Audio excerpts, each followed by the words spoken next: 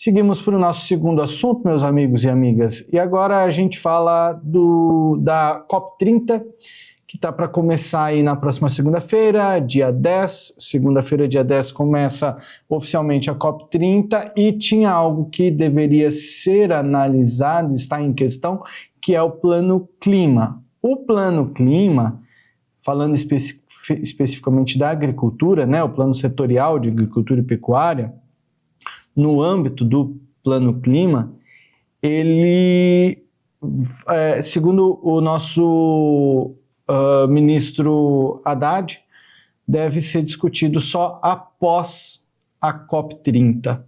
Bom, isso foi informado, aliás, pelo Haddad, não, pelo Carlos Favaro, que é o nosso ministro da Agricultura, e segundo ele, depois da COP30 vai voltar a discutir esse tema, que, seu Bianco, ontem eu fiz uma pergunta para vocês, né, o que era esperado do Plano Clima, o que era esperado da COP30, né, para vocês. E essa discussão do Plano Clima, ela é uma política pública que ela é nacional, ela não é internacional, não é global, é algo que o Brasil discute e que até recentemente a gente falou por aqui que esse Plano Clima, ele tem sido, o pecuarista tem cobrado para que o Brasil coloque exigências que sejam mais palpáveis para o pecuarista, para o agricultor brasileiro. E a discussão em torno de colocar essa discussão para depois da COP30, ela tem muito a ver do que vocês falaram ontem, né? O que vocês esperam para a COP30? Qual que é a expectativa? Como deve ser a COP30? E um dos medos do senhor era que a gente fosse mal visto pelo resto do mundo. Tirar essa discussão do Plano Clima de dentro da COP30 é uma boa alternativa para o senhor? Eu acho que é excelente. Eles estão querendo colocar essa discussão dentro da COP30 em virtude de que não querem discutir outros maiores problemas. Eu peguei, por coincidência, comecei a pesquisar agora há pouco sobre esse efeito, né, de gás de estufa em virtude do clima, aí, do Plano Clima, e comecei a ver alguns dados, José, que me deixaram assim estarrecidos. Os dados que eu pesquisei e que eu vi o ano passado, na época principalmente de queimadas da Amazônia Legal, foram 31 milhões e meio de toneladas de CO2 foram emitidos em virtude das queimadas, certo? E eu peguei por birra só o cigarro. Para você produzir o cigarro que se consome no Brasil, são 84 milhões de toneladas só para se fabricar o cigarro. E aí depois, quando você fuma esse cigarro, tem mais lançamento de CO2.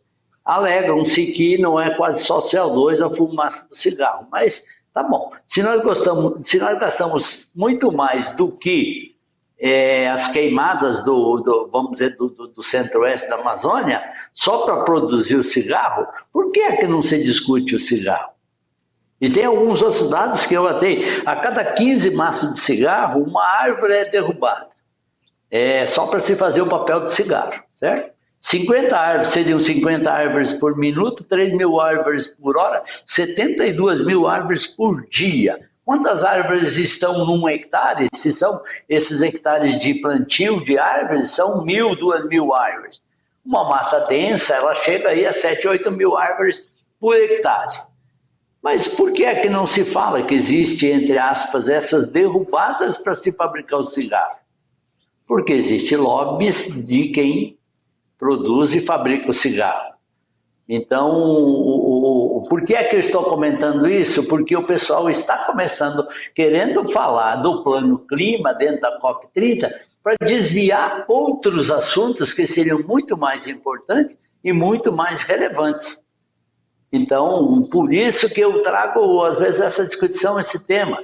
É muito ruim a gente deixar que outros países venham aqui dentro da COP30 e comecem a falar que nós somos criadores de problemas, que o produtor rural é o grande criador de todo e qualquer problema que existe quanto ao CO2.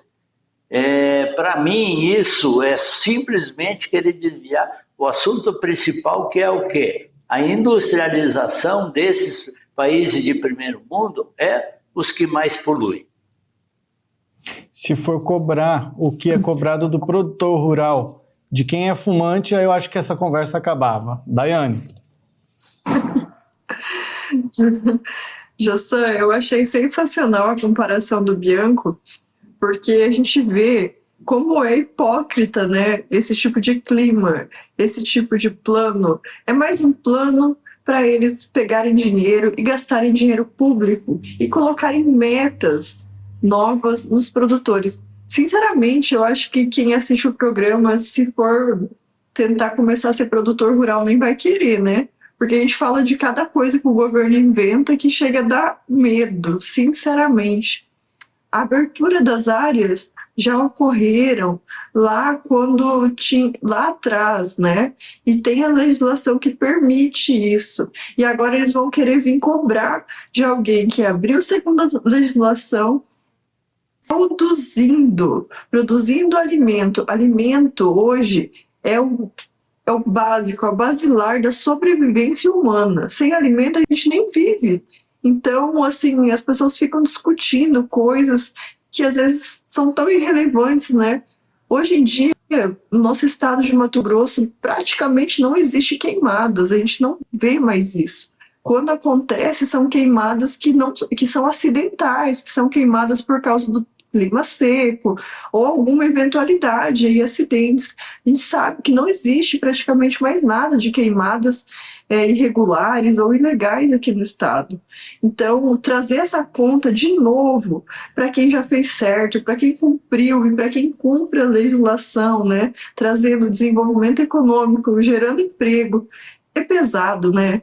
Essa questão desse plano clima, sinceramente, é só mais uma ladainha do governo. É só mais essa ladainha para eles ficarem montando. Sabe o que eles vão fazer? Eles vão montar um novo ministério. Agora vai ter um Ministério Plano Clima. Aí eles vão colocar lá ministros do Plano Clima para ficar gastando mais dinheiro público. É isso que eles ficam inventando. E para colocar mais meta para o produtor ou para o pecuarista também, que está de saco cheio, né? Porque tudo é culpa do produtor e do pecuarista. Agora até o pecuarista entrou no bolo dos culpados, né? Aí o seu Bianco agora colocou os fumantes junto, porque eles também emitem, né? Seu Bianco, eu gostei da sua comparação, porque mostra que é insignificante isso, que não é nada, é irrelevante essa quantidade, né? Porque se a gente for comparar o que uma pessoa fuma, Amsterdã estaria no buraco, então, né? Porque lá o pessoal fuma com força. Então a gente teria que fazer o quê lá? Vamos colocar mais meta, vamos parar de fumar, ou vamos fumar cigarro eletrônico, que daí não tem problema. É esse tipo de meta que eles vão colocar para os fumantes. Mas brincadeiras à parte, a gente traz aqui uma comparação que chega a ser esdrúxula, né? Porque é tão irrelevante a quantidade de emissão de gases CO2 aqui pelo Brasil, porque a gente não é nem industrializado ainda praticamente. Nós estamos em pleno desenvolvimento, um país subdesenvolvido em desenvolvimento, que precisa industrializar muito. Não tem que ficar preocupado agora com emissão, porque essas emissões que estão acontecendo não é nem um dedinho de tudo que a gente precisa desenvolver e tudo que os outros países já estão desenvolvidos. Então, a gente vai ficar freando nossa economia, pelo amor de Deus, é uma burrice isso. É uma burrice, sinceramente. Seu Bianco. Eu queria complementar o que a Daiane falou sobre as queimadas no Mato Grosso, né? Para quem não é de Mato Grosso, eu participo, e a Daiane também, de um grupo de incêndios, emergência de incêndios em nossa cidade. Todo e qualquer produtor, ele está pronto nos meses, principalmente nos meses de seca, que é de junho até começo de outubro, ele deixa o trator dele engatado num tanque de água. Todos eles ficam com o trator prontinho, com grade, porque quando dá algum incêndio, e esses incêndios são acidentais nas lavouras, principalmente de milho, o produtor, ele se agarra com todos eles saem correndo na mesma hora com o grade e com o trator, prefeitura com a prevenção de incêndio, todo mundo. Por quê? Porque eles sabem que, em virtude da grande seca que nós temos, se não conter logo esse incêndio ali, esse incêndio vai atravessar o município inteiro. Então, será que ainda o produtor rural quer que queime toda essa massa orgânica dele? Então, só mesmo quem participa disso e quem vê alertas, correria de todo mundo para se ajudarem entre os próprios produtores, é que pode entender que não existe mais queimadas provocadas, queimadas que você faça principalmente no Mato Grosso. Só para concluir, então, essa decisão aconteceu depois que o ministro Carlos Fávaro afirmou que os ministérios da Agricultura e do Meio Ambiente não chegaram a uma conclusão sobre como definir, sobre números das emissões de CO2 aí por cada setor. Então, eles, para não levar essa discussão para uma COP30, com outros países vendo e sem ter argumentos suficientes, sem conseguir colaborar com informações concretas, é melhor deixar para uma outra oportunidade. Seguimos o nosso programa, vamos fazer o primeiro intervalo, daqui a pouco eu chamo vocês. No próximo bloco, a gente fala sobre preço do boi gordo, que reagiu aí, já que tem demanda externa. E ainda hoje a gente fala sobre os alunos do ensino médio, não é aluno de faculdade, aluno do ensino médio que criaram uma fralda biodegradável feita de fibras de coco e bagaço de cana. Não é uma boa notícia? E isso é agronegócio também. A gente já volta.